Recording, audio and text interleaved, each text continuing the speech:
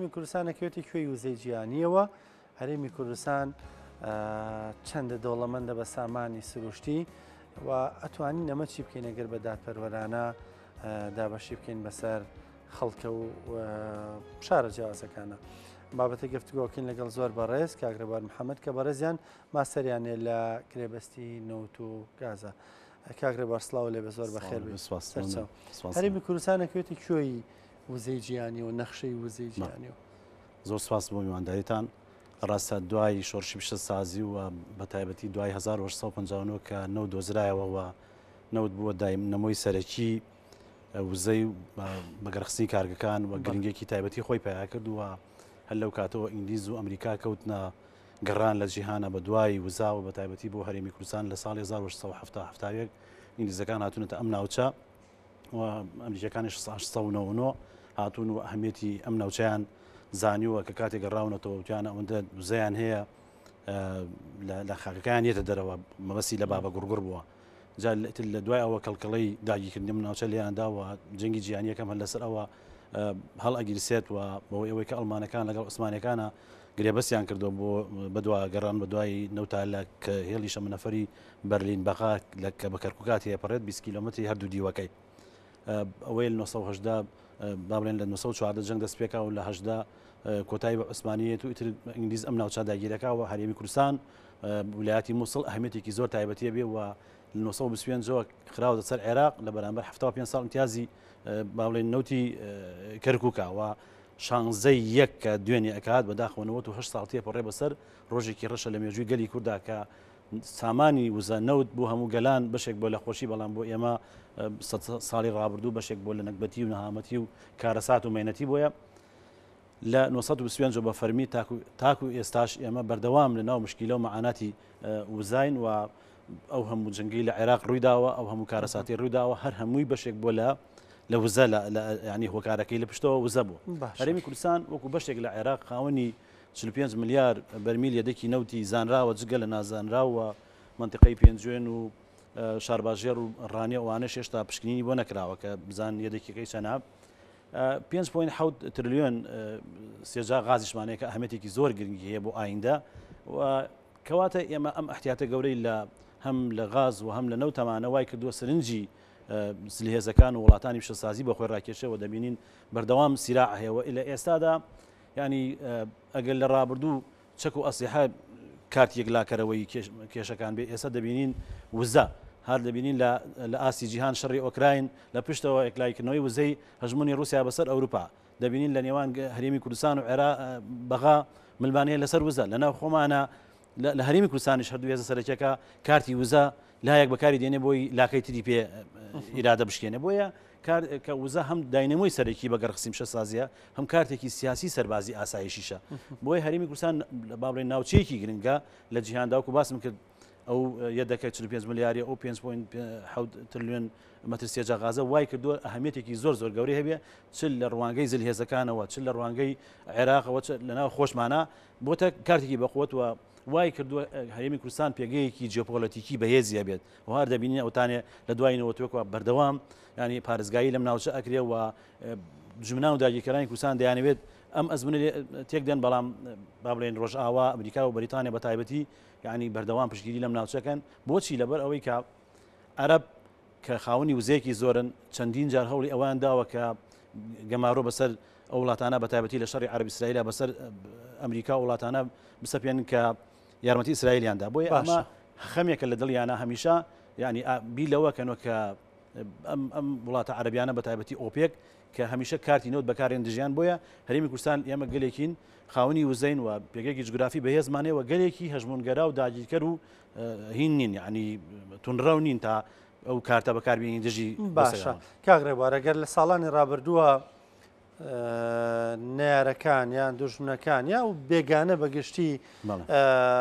وزەی کردبێ بە سەرچاوەیەک بۆ بەڵاو نامەتی بۆ ئەم ناوچەیە بەڵام لە ئێستادا وزە بەدەست خۆمانەوە ڕاستە وڵاتانی دەوروبەر و دراوسێش کاریگەری ڕاستە خۆیان هەیە بەڵام ئێستا وزە بەدەست خۆمانوێ بەز ئەو خۆشگوزەرانی کە هەمیشە باسەکرێت لەگەڵ وڵاتێکی دەوڵەمەنە بێ خۆشگوزەران بێ ئەمە خەڵکەکە نەیبینیوە بەڵێ بەداخەوە لە هەرێمی کوردستان ئێمە دوای ئەوەی کە وەکو باسم کرد ولاتی مووسڵ کێنرا بە عێراق و تا 2005 کورد نەوتەکەی بووە ئاگر و ئاسن بەسەریا دەباری ئەنفال و کیمیاباران و هەموو ئەو شتانەی بینیمان دواتریش کە خۆمان بووینە خاوەنی با بڵێن لە دەسوورە یەکسان بینەوە لەگەڵ بەغدا و لەگەڵ عەرەبا و توانیمان مادەی 111 جێبەجێکەین و یاسای نوت و غازی هەرێمی کوردستان ژمارە 20 ساڵی 2007 دەرکەین و گرێبەسی نەوتی ئەنجام دێن بەڵام بەداخەوە نەمانتوانی ینی ئەو پرۆسە بە شێوازێکی وا بەکاربیێنی لە خزمەتی خەڵکی کوردستانە بێت تاکو و ڕەوانشا سەرۆک مامجلال مابوو پرۆسیسەکە زۆر بە جوانی دەڕۆیشت بەڵام لەگەڵ نەخۆشکەوتون و غیابی ئەوە بوو کە ئەو کارەساتە ڕوویدا کە ئابووری سەربەخۆ تاگلایانە ڕاگەنراوە وای کرد کە ئێمە بەداخەوە تووشی ئەو کارەسا دەبین ئێستا ئەمڕۆ لە هەرێمی کوردستان بە پێی ئەو داتانەی کەم بەردەوام دەستمان دەکەوە حکوومەتی عێراقی 6 با بڵێن فەرمانبەری لە بەندەری جەیهانەیە و داتا وەرەگرین لە ڕێگەی دۆستەکانمانەوە ڕۆژانە لە ساڵی 2022 لە یەکەوە تاکو 6 هەموو ڕۆژە بە مەعادلی 450,000 بەرمیل نەوت هەناردەکراوەتە دەرەوەی کوردستان لە پاڵاوگەی لاناز و کاریش 235,000 بەرمیل دەدرێ بەوان بۆ پاڵاوتن کەواتە ینی بە تاکیدی 650,000 بەرمیل نەوت لە هەرێمی کوردستانە بەرەمێنێت کە کەس نازانێت داهاتەکەی بۆ کوێچێت لە بۆچی لەبەرەوە یەکەم یاسای نەوت و خاچەکە خۆی جێبەجێ ناکرێت یاسای سندوقی داهاتە نەوتەکان تا ئێستا لە 2015 کە تیمی فراکسیۆنێکەتی پێشیاریان کرد بۆ یاسا هەتا ئێستا $1 تێ نەچوە باشە بودجەش نییە لە 2014 کەواتە ینی نەبوونی جێبەجێنەکردنی یاسا و نەبوونی بودجە ئەوە ئیتر ئەو پەڕی ناشەفافێت و گەندەڵیە و کەس نازانێت ئەو پارەی کە بۆ کوێچێ من شیکاریەکەم بۆ کرد لە ساڵی ڕابردووە کە داهاتی نەوت ینی جگە لە کرێی کۆمپانیاکان و ئەو شتانێک هەمویان دروستیان کردو زیاتر لە 16 ملیار دلار ینی بە داهاتی نانەوتیەوە دەتوانین ئێمە زیاتر لە 18 ملیار دلار داهاتمانە بێت باشە لەکوێ ینی ئەمە پرسیارە گرنگەکەیە بۆچی حکوومەت هەرێمی کوردستان بودجە دانانێت بۆ ئەم داهاتە ناخەدە ناو بودجەوە بۆ کە خستە ناو بودجەوە بێکسانی دابەشەکەی بەسەر لە زاخۆ تاکو خانەقین بەڵام ئەو تا دەبینین ئێستا لە هەرێمی کوردستان پارەی نەوت داهاتی نەوت بۆتە کارتی یەکلاییکردنەوەی ململانیەکان و کارتی دەستشکانەوەی براکان بەداخەوە ینی ئێمە لە جیاتی ئەوەی کە بین ئەم سامانە سروشتێکە خۆی گەورە بە خەڵکی کوردستانی بەخشیوە بێن بخەینە دوای ئەو هەموو کارەسات و بکو باسم کرد نزیکەی 100 ساڵە لە ئەنفال و کیمیاباران و خات و قڕی و بەدبەختی و ئاوارەی بین سامانەکە کە وەرمان گرتوێتەوە بخەینە خزمەتی خۆمانەوە و لە بەرامبەر عێراق شابڵین کاکە بەڵێ ئێوە نەهاتون یاسای نوت و غازی فدراڵی دەرکەن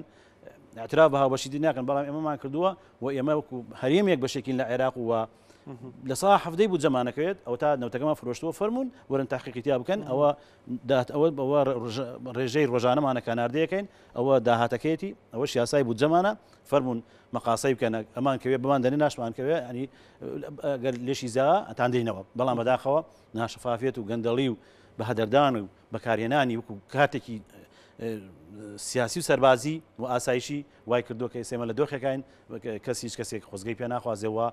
ئەمڕۆ سیراعی ناو هەرێمی کوردستان سیراعی وزەیە بەتایبەتی نەوت و غاز و ئەوە نەوتەکە دەبینین چی بەسەراتەوە دەیانەوێت غازەکەیش بە هەمان دەردبوون بەڵام دەبێت هەموو خەڵکی کوردستان دەستخۆشی لە سەرۆک بافڵ تاالبانی بکەن کە بڕیایی داوتی مەگەر بەسەر تەرمەکەی منە بۆری غاز هەنار دەکرێت بۆ دەرەوە ئێمە ئەو تا دەبینی لە ناوەڕاستی زستانیان خەڵک کارەبای پێویستی نییە نەوتی نییە غازەکەیش ئەوەندە خواسی لەسرە هەموو خەڵ باوەشی پیا کردو غازیش گران بوو ئەگەر بێت و ئەو بڕیارەی سەرۆک بافڵ تاالبانی نەبووە ئێستا ئێمە لە دۆخێکی زۆر لەم زستانە دۆخی زۆر سەختا بووین ینی من سرمەوە سرماوە لە ئەوروپا ململانێک لەگەڵ جەنگێکی گەورەی حساب جیهانی هەیە کە ئەوروپا و ناتۆ لە پشتی ئۆکراینەوە لەگەڵ رووسیا غاز 1 ملیۆن تاقی حراری باڵێن یەکەی حراری ڕۆشتە نزیکەی $11 ئێستا هێناویان تا 3.7 ینی نزیکەی $4 لەو شەڕ و ململانێ و جەنگە گەورە لەو کێشە گەورە غازیان هێناوەتە لە $11 و هێنایان تا نزیکەی $4 باشە بۆ لە هەرێمی کوردستان ئێمە ئەم سامانە خۆی گەورە پێی بەخشوون هی خۆمان و لەژێر دەستی خۆمانە و کەس نییە دەستمان بگرێت بۆچی بەکارینێنی بۆ خزمەتی خەڵکی خۆمان بۆ حکوومەتی هەرێمی کوردستان ئەو نەوتەی کە ئەیداتە پاڵاوگاکانی کار و بۆ لێ تەسفێ ناکەن بۆ نەوتی سپی بۆ خەڵکی کوردستان ینی بەکەمتر لەو ڕێژەی کە ئەیکردن کە یانوت بە 100,000 بەرمێنەوتەکردین بە 150,000 کەمتر شەتوانن هەر نەوتی خۆمان پاڵێون باشە بەس بەداخەوە ینی وەکو پێم وتی نەوتەکە بۆتە نەکبەتی و ماڵکاولی و بۆتە سیرا و ململانێ و بۆتە چەکی یەکلاییکردنەوەی ململانیەکان و شکاندنی یەکتری کاگرێبەر سپاس بۆ ڕوونکردنەوەکانت سپاس بۆ زانیاریەکانن بەڕاستی پرسیارانەی تویەکی مەسەلەن پرسیار لە داهاتی نەوتەکەین پرسیار لە داهاتی خازەکەین تیمیکێتی ژەمان ئەم پرسیارانەی هەیە بەڕاستی کە پسپۆران نەیزانن هاوڵاتی هەر پرسیارەکە پسپۆران هەر پرسیارەکەن بەشەیەک لە شەریکی حکوومەتەکەش هەر پرسیارەکڵێ ئێمەش هەر نایزانین ئێم داهاتە ئەوەندە ناڕون و ئەڵۆزیانی کەس نەیزانێ لە ڕاستە ئەزانین بەڵام ئێمە پێم وتیوتم ڕۆژانە ئەوەندە نەوت هەنار دەکرێت ئمە شیکاریمان بە کروپێوی پسپۆڕیمانی لە بوارا و دەزانین کە داهاتی کوردستان بە نەوتی نانوتی زیاتر لە 10 میلیارد دلار باشە بۆ لە سەردەمی ڕەوانشا سەرۆک ماجرار کە سەرۆک کۆمار بوو مانگی نزیکەی میلیارە دلار هات خەڵ لە بابلێن لە مانگی و ساڵی هەنگوینی ژیانی خۆیان بوو باشە ئێستا بۆ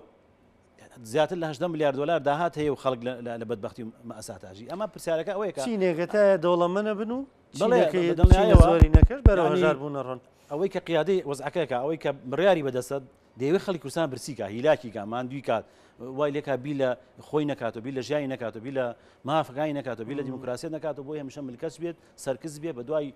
معانات و نەکبەتەکانی خۆیان گەڕێت. بەڕێز ڕێبوار محەممەد سپاس بۆ زانیاریەکانت سپاس بە ئامادەبوونە دەستان خۆش بێت زۆر سپاس.